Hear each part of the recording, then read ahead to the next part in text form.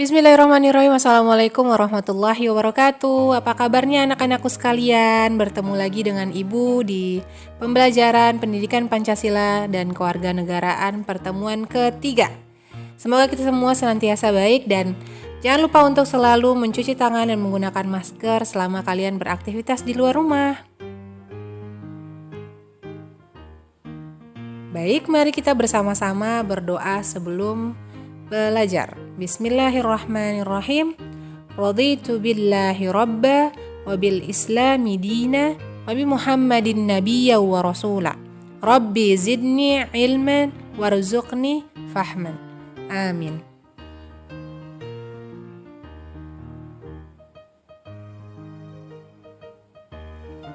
Nah anak-anak, pada pembelajaran pertemuan ketiga ini kita akan melanjutkan pembahasan pada subbab B makna Pancasila sebagai dasar negara dan pandangan hidup, yaitu pada poin ketiga tentang arti penting Pancasila sebagai dasar negara dan pandangan hidup. Seperti pada pertemuan di pekan lalu kita sudah membahas di poin 1 dan poin 2, yaitu Pancasila sebagai dasar negara dan Pancasila sebagai pandangan hidup.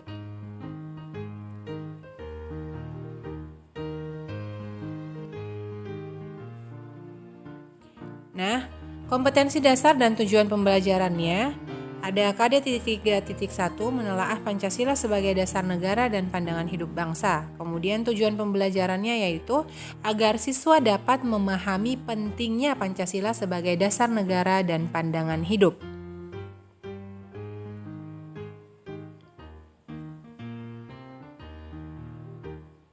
Dalil Al-Quran yang berkaitan dengan materi ini yaitu pada Quran Surat Al-Hujurat ayat 13 yang berbunyi A'udzu billahi minasyaitonir rajim. Bismillahirrahmanirrahim.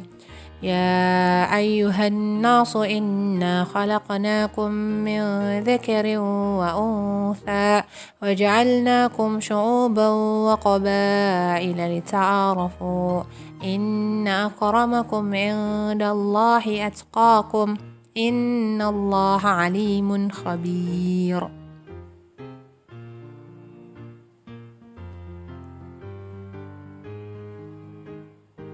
Nah, kita masuk langsung ke materinya tentang arti penting Pancasila sebagai dasar negara dan pandangan hidup. Bagi bangsa Indonesia, Pancasila dijadikan sebagai dasar negara dan pandangan hidup bangsa untuk mengatur penyelenggaraan negara. Pancasila sebagai dasar negara berarti Pancasila dijadikan dasar dalam penyelenggaraan negara. Pancasila sebagai pandangan hidup berarti Pancasila dijadikan pedoman dalam bertingkah laku dalam kehidupan bermasyarakat, berbangsa, dan bernegara.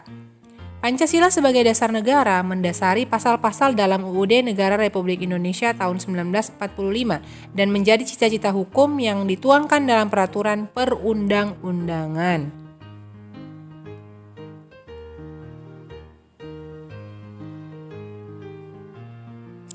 Semua sila dari Pancasila tidak dapat dilaksanakan secara terpisah-pisah ya, karena Pancasila merupakan satu kesatuan yang utuh dan saling berkaitan.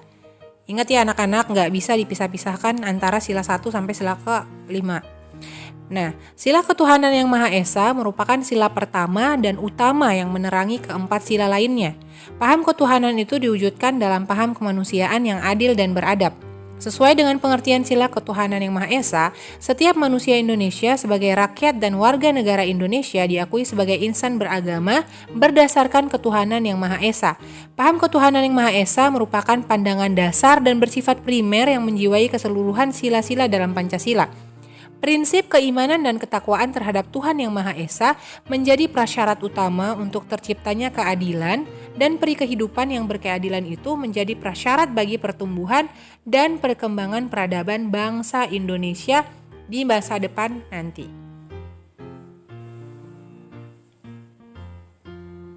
Nah, menurut Profesor Dr. Hans Nawiaski, seperti dikutip Astim Rianto, dalam suatu negara yang merupakan kesatuan tatanan hukum, terdapat suatu kaidah tertinggi yang kedudukannya lebih tinggi dari Undang-Undang Dasar. Berdasarkan kaidah yang tertinggi inilah Undang-Undang Dasar itu dibentuk. Nah, di Indonesia, Pancasila ini jadi kaidah tertinggi atau stats fundamental norm bagi bangsa Indonesia.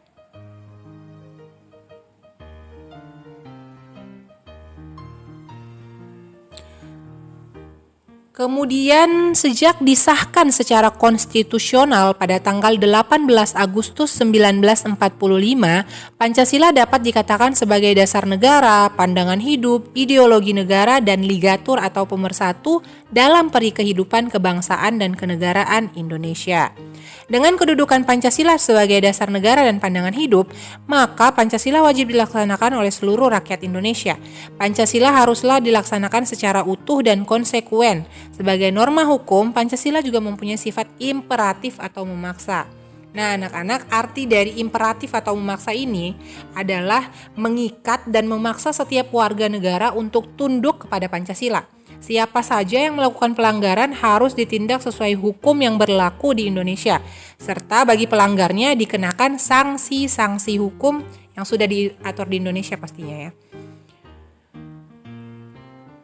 Kemudian, Pancasila sebagai dasar negara memiliki peranan yang sangat penting dalam mengatur kehidupan berbangsa dan bernegara.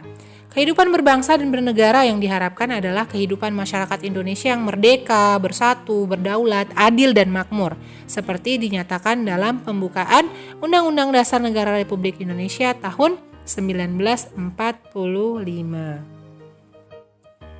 Nah, anak-anak, seperti biasa, sebelum Ibu tutup ada penugasan dari Ibu, yaitu kalian buat kesimpulan dari materi tentang arti penting Pancasila sebagai dasar negara dan pandangan hidup dalam kolom komentar video pembelajaran ini. Baik, Ibu tunggu ya. Demikian pembelajaran kita hari ini. Mari kita tutup dengan membaca hamdalah, alhamdulillahirabbil alamin, dan doa kafaratul majelis. Subhanakallahumma wa bihamdika asyhadu an la ilaha illa anta astaghfiruka wa atubu ilaik. Assalamualaikum warahmatullahi wabarakatuh.